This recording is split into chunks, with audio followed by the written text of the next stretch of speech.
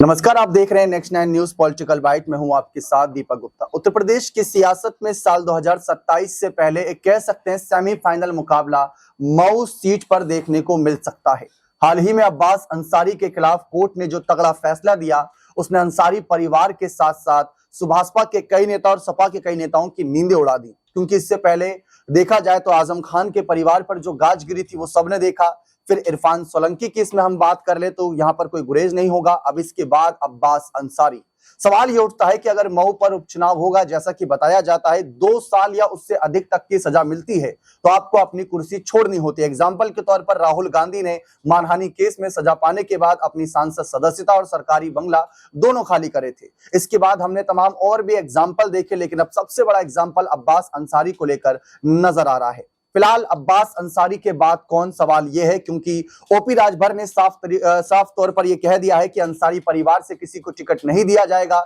लेकिन अपनी दावेदारी पेश कर रहे हैं। वही ओपी राजभर जो लोकसभा चुनाव में अपने बेटे को सांसद पद का चुनाव नहीं जिता पाए थे, लेकिन क्या किसी और कार्यकर्ता को आगे कर इस सीट से क्या उनको जिता पाएंगे? ऐसे कई तमाम सवालात खड़े हैं कि बीजेपी और सुभाषपा के बीच इस सीट पर क्या कुछ बात बिगड़ेगी, बनेगी? और वहीं समाजवादी पार्टी के लिए क्या अब दोनों हाथ घी में है? क्योंकि सपा के पास एक बहुत बड़ी अपॉर्चुनिटी है कि यहां से मुस्लिम वोट बैंक को मजबूत करने के लिए अगर अंसारी परिवार को सपोर्ट में लाया जाता है तो शायद खेल बदलेगा। क्योंकि 2024 के चुनाव में अफजाल अंसारी ने सपा के टिकट से ही चुनाव लड़ा था गाजीपुर से, और जीते भी थे। तब बसपा के साथ थे उससे पहले, लेकिन फिर उसके बाद अखिलेश का साथ लेना पसंद किया था। इन्हीं सवालों का सिलसिला जारी रखते हैं मंसर से कि यहाँ पर इनका क्या मानना है कि अगर मऊ सीट पर जो स्थिति नजर आ रही है, कई बड़े नाम है जो अंसारी परिवार से भी सामने है और कुछ कार्यकर्ता है जो कहीं ना कहीं चुनाव लड़ने की इच्छा जता रहे हैं। लेकिन अगर हम इतिहास देखें, इरफान सोलंकी के बाद नसीम सोलंकी, आजम खान के बाद अब्दुल्ला आजम,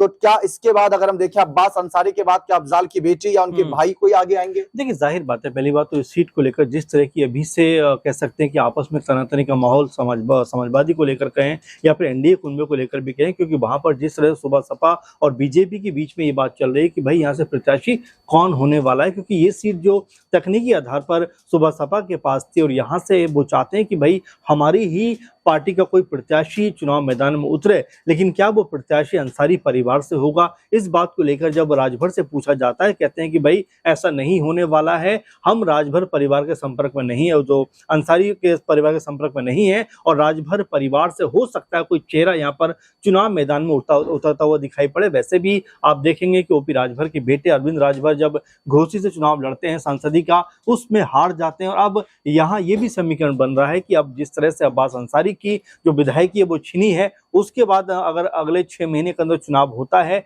तो यहाँ पर कह सकते हैं कि अरविंद राजभर चुनावी मैदान में उतरते हुए दिखाई पड़ सकते हैं। एक सवाल दूसरा ये भी बनता है दीपक कि क्या यहाँ से बीजेपी भी किसी फिराक में होगी कि भाई हमारा प्रत्याशी अगर यहाँ से उतर जाए तो कैसा रहेगा? क्योंकि आप देखिए कि 2022 में जब ये चुनाव इस सीट पर हुआ था, उस वक्त अब्बास अंसारी जो थे वो सुबह सपा के साथ थे, और सुबह सपा और कह सकते हैं कि समाजवादी पार्टी का उसमें गठबंधन था। तो हो सकता है बीजेपी इस नाते भी अपना प्रत्याशी यहाँ से उतारती हुई नजर आ जाए, और ये अगर होता है तो क्या ओपी राजभर ये होने देंगे? क्या यहाँ पर आपस में इस सीट को लेकर तनातनी का माहौल ओपी राजभर और बीजेपी के बीच में बढ़ता हुआ दिखाई पड़ेगा? और यहाँ अब सपा क्या खेल करती हुई दिखाई पड़ेगी कि क्या यहाँ अब्बास अंसारी के परिवार को, जिस तरह से नुसरत का अंसारी का नाम चल रहा है, जिस तरह से उमर अंसारी का नाम चल रहा है, और ये भी कहा जा रहा है कि ये लोग जो हैं वो सपा के टिकट पे चुनाव लड़ सकते हैं। आप देखिए, वैसे भी नुसरत ने अंसारी ने 2024 में इसी सीट के गाजीपुर सीट से अपने जो परिवार के साथ में चुनाव का पर्चा भरा था, और ये भी कहा गया था कि अगर वहां से अफजाल अंसारी का पर्चा कैंसिल हो जाता है तो नुसरत चुनाव लड़ती हुई नजर आती, लेकिन अब जो अफजाल अंसारी हैं उनका पर्चा कायम रहा है, तो इसलिए वो चुनाव में तो थी लेकिन चुनाव में सक्रिय भूमिका में नजर नहीं आई। लेकिन अब ऐसा लगता है कि क्या इस उपचुनाव में नुसरत कोई बड़ा रोल प्ले कर सकती है? क्या सपा के साथ इस सीट पर वो उतर सकती है? कई तरह के समीकरण बन रहे हैं, क्योंकि अब 2027 से पहले का एक जो कह सकते हैं आपस का जो तालमेल का भी दिखाना जरूरी हो जाता है कि ओपी राजभर जो अब तक बीजेपी के साथ हैं, क्या वो बीजेपी के साथ रहेंगे? वहीं अगर उनकी आपस में कोई अंडरस्टैंडिंग नहीं हो पाती तो क्या वो अलग होते हुए दिखाई पड़ेंगे? वहीं सपा की बात करें तो सपा भी कहीं ना कहीं इस कोशिश में जरूर होगी कि 27 से पहले इस सीट के ऊपर चुनाव जीत कर कहीं ना कहीं बीजेपी के ऊपर दबाव बनाया जाए। अगर यहाँ से कह सकते हैं कि जो समीकरण बन रहे हैं अगर उनको देखते हुए कहा जाए तो क्योंकि मुस्लिम बहुल ये सीट है, 55-56 हजार के आसपास यहाँ पर राजभर वोट बैंक है, उस नाते भी राजभर को लेकर ये कहा जा सकता है कि अगर अरविंद राजभर चुनाव में उतरते भी हैं तो कोई बहुत बड़ा सपोर्ट नहीं मिलेगा। जी, यहाँ पर एक सवाल ये भी उठता है कि कहा जा रहा है कि ये 2027 से पहले अखिलेश के लिए बहुत बड़ा मौका है, क्योंकि एनडीए दल यहां से एक्सपोज हो सकता है, क्योंकि ओपी राजभर जो इनका साथ दे रहे हैं वो ये कह रहे हैं कि जो दिल्ली के आला कमान तय करेंगे किसको जानिए, लेकिन राजभर साफ कह रहे हैं कि हमारे हिस्से में सीट आनी चाहिए क्योंकि हमारी पार्टी का विधायक है। तो कोई कह रहा है कि इससे पहले तो आप अंसारी परिवार से उतना किनारा करते थे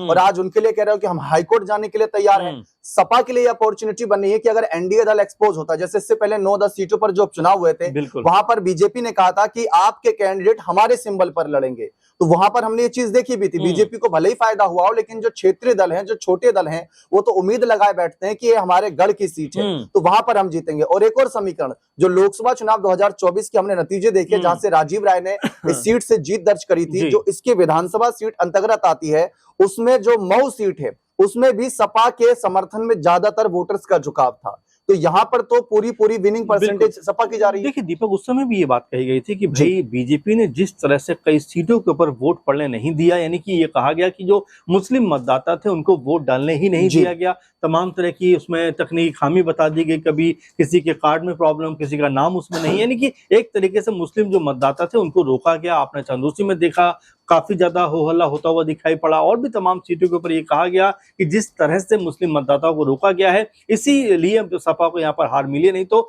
समाजवादी पार्टी कम से कम 4-5 सीटों पर जीत दर्ज करती है। एक बात, दूसरी बात ये, जिस तरह से आप कह रहे हैं कि यहाँ पर क्या कोई बड़ा खेल होता हुआ दिखाई पड़ सकता है? क्या यहाँ पर ओपी राजभर जिस तरह से दो नाव में सवार दिखाई पड़ते हैं, एक तरफ तो कहते हैं कि भाई मैं जो अब्बास अंसारी इनको लेकर मैं हाईकोर्ट तक जाऊंगा, सुप्रीम कोर्ट तक जाऊंगा, दूसरी तरफ ये कहते हुए भी नजर आते हैं कि अगर यहाँ से चुनाव होता है तो अंसारी परिवार का कोई भी व्यक्ति चुनाव में नहीं उतरेगा। यानी कि एक तरफ आप कह रहे हैं कि भाई मैं उनके साथ खड़ा हूं, दूसरी तरफ आप कहते हैं कि मैं आपके लिए नहीं बल्कि अपने परिवार के लिए खड़ा हूं क्योंकि मुझे अपने बेटे को यहां पर चुनाव में आगे बढ़ाना है। तो तमाम तरह की बातें हो रही हैं कि क्या ये परिवारवाद का एक उदाहरण यहां पर देखने को मिलेगा? एक बात, दूसरी बात ये कि क्या बीजेपी के साथ में अब तालमेल कहीं ना कहीं इस सीट को लेकर बिगड़ता हुआ दिखाई पड़ेगा? क्योंकि बीजेपी ने महज एक सीट उस समय लोकसभा में दी थी ओपी राजभर को, और वो सीट भी ओपी राजभर उनका बेटा चुनाव हार जाता है, इसलिए भी ओपी राजभर ने ये बात कही थी कि अब योगी और मोदी का जो मैजिक है वो खत्म हो गया है। तो अब क्या यहाँ पर एक बार फिर वही बयानबाजी होती हुई दिखाई पड़ेगी? तो ये देखना दिलचस्प होगा कि बीजेपी का प्रत्याशी उतरेगा यहाँ से या फिर सुबह सपा का प्रत्याशी उतरेगा, और सपा की तरफ से कौन सा बड़ा चेहरा यहाँ पर दिखाई पड़ेगा। साथ में जो अंसारी परिवार है, क्या अगर यहाँ से उनको टिकट नहीं मिलता है तो निर्दलीय रूप में उतरता हुआ दिखाई पड़ सकता है, या कोई और समीकरण यहाँ पर बनता हुआ दिखाई पड़ेगा? क्योंकि अब मऊ सदर की जो सीट है उस पे राजनीतिक जो आंकड़े हैं वो बेहद दिलचस्प होते हुए दिखाई पड़ रहे हैं। जी, 27 सालों से अंसारी परिवार का दबदबा है, इतनी आसानी से तो ये सीट जाने नहीं देंगे। आजम खान की भी अगर हम बात करें, आजम खान पर जब कार्रवाई हुई, उनके बेटे पर कार्रवाई हुई, उनकी पत्नी पर कार्रवाई हुई, तो सपा ने भले ही कोई अलग चेहरा उतारा हो लेकिन उसको भी जीत मिली हो। लेकिन कुछ ऐसी सीटें हैं जो पारिवारिक गढ़ की मानी जाती है उत्तर प्रदेश में, और उसमें से मऊ एक सीट आती है, क्योंकि मुख्तार के बाद अब्बास, अब अब्बास के बाद क्या नुसरत या उमर, ये देखना दिलचस्प रहेगा। और खासकर अखिलेश यादव इस सीट को लेकर क्या सोच रहे हैं, क्या विचार कर रहे हैं, ये भी जानना दिलचस्प रहेगा। बने रहें चैनल के साथ, बहुत बहुत शुक्रिया।